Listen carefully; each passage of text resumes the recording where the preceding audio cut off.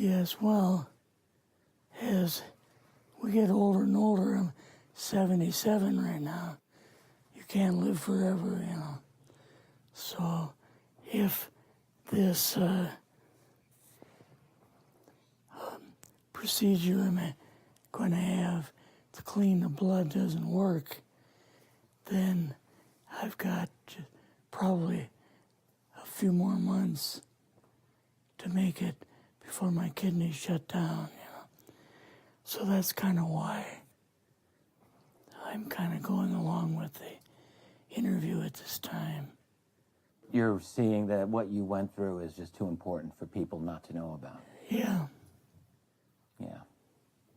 Can you just, can we start at the beginning with your military career and just walk through what exactly your experiences were? Was drafted into the military and got into the U.S. Army. After that, I was sent to the Signal Training Center in eastern United States. What year would this be? 58. I went through the signal training course. And at that time, I went through the radio teletype course and also the cryptography course, crypto. They had 5 instructors that were getting out of military service. So they pulled the top 5 students, and I was 3rd in the class. So I got pulled as an instructor. Now, were you at this time also working yet for CIA? No. Not yet? No. After one day, my boss came to me, and he said, how would you like to, make some extra money? And I said, oh, money is good. So he's explained to me that he could put it through, would have to get a top secret White House Q clearance for the job, And I thought, boy, must be a pretty exclusive thing, And I said, well, what is this? And he said that I'm director for the CIA for Eastern United States, And I said, oh, I didn't know that. And he said, you weren't supposed to. After about 6 weeks, my security clearance came through, and I got my CIA card. It was an ID card, like a credit card, where I could just go up to the door and slice it, walk right in. And my name at that time, I used a artificial name too. Never used my real name. I started working with him on the project he was on, and that was Project Blue Book, which was kind of partially a fraud. You're saying some of the Blue Book cases were, Yes. were completely fictitious? Yes. But the cases that we got came from, I think it was Fort Belvoir, Maryland. Mm-hmm. Fort Belvoir? Yeah. And it didn't come from the Pentagon, or it didn't come from CIA headquarters. But we would get reports about a certain sighting that they had in Mexico or Italy or something like that.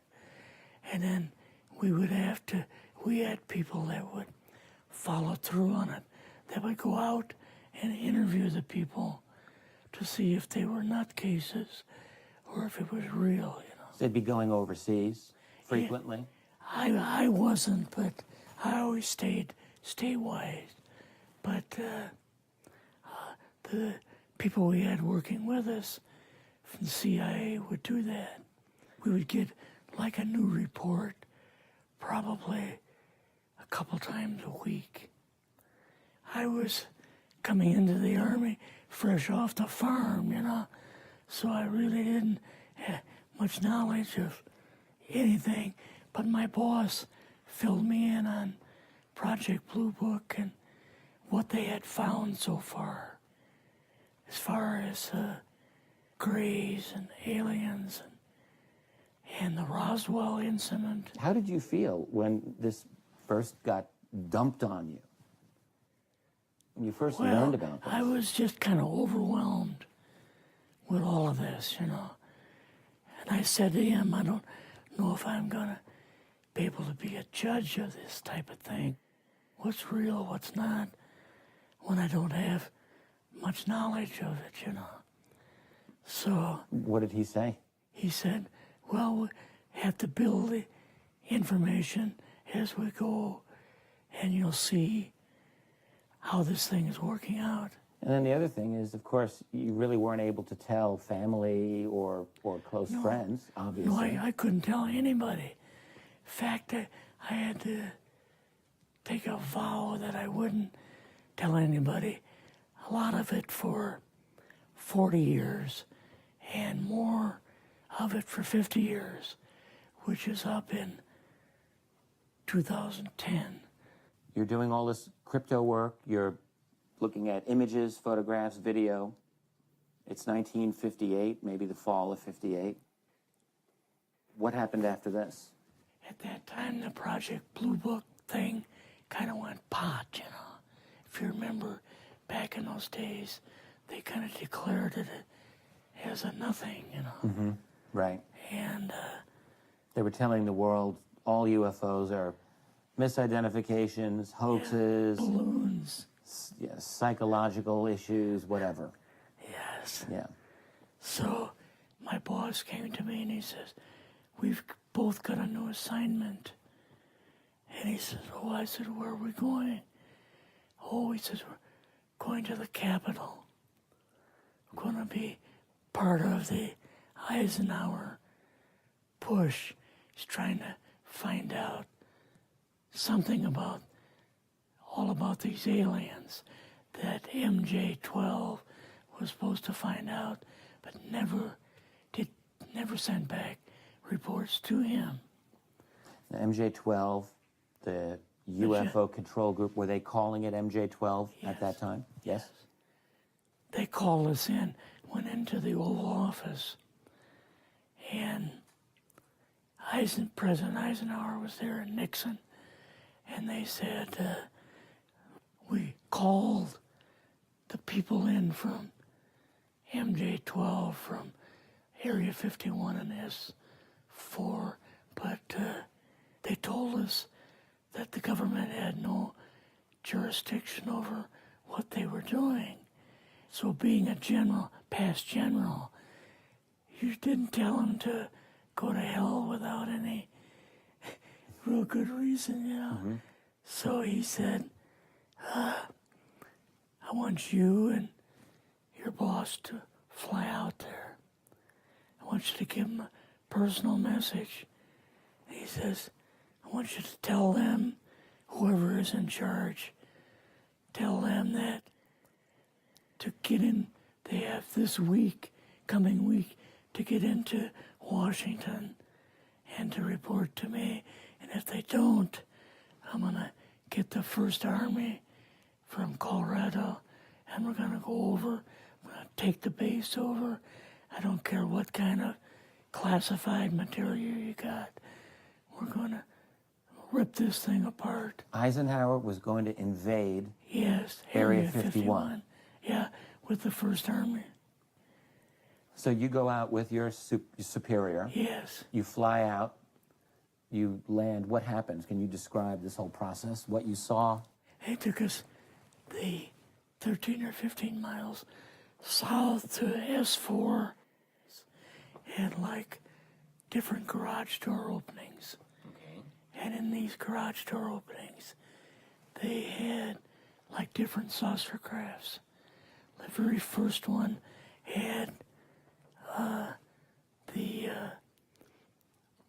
Roswell craft in. It was kind of crashed up, but apparently every alien that was in it died except for a couple. So you see the Roswell craft, and what are some of the others that you see?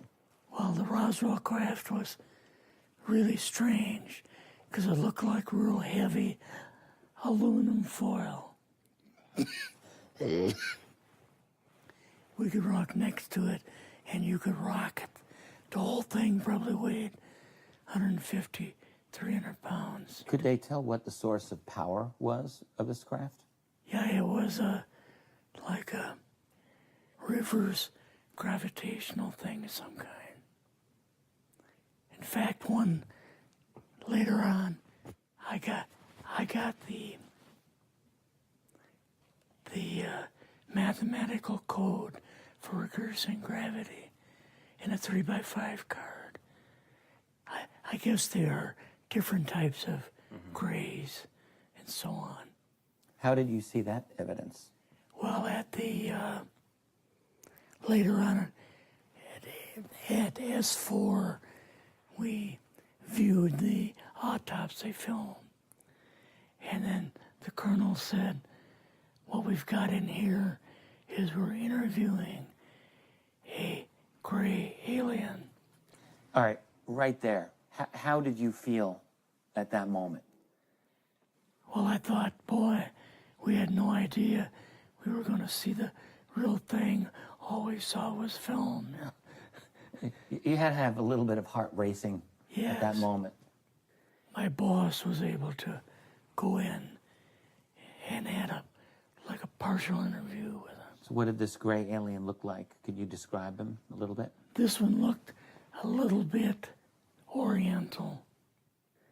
So I'm just wondering if it looked almost human, what about this didn't look human?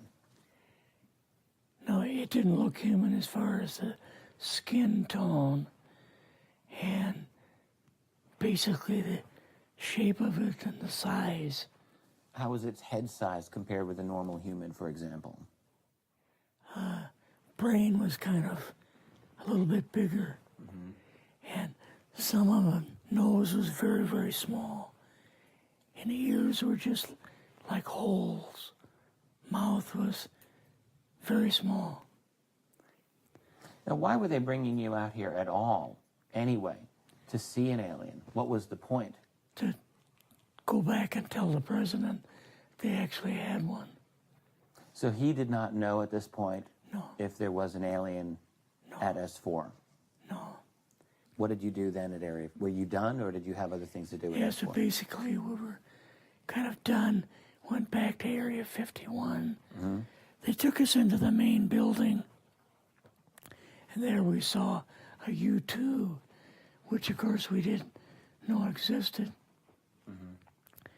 And a model of the SR-71. Yeah, the Blackbird.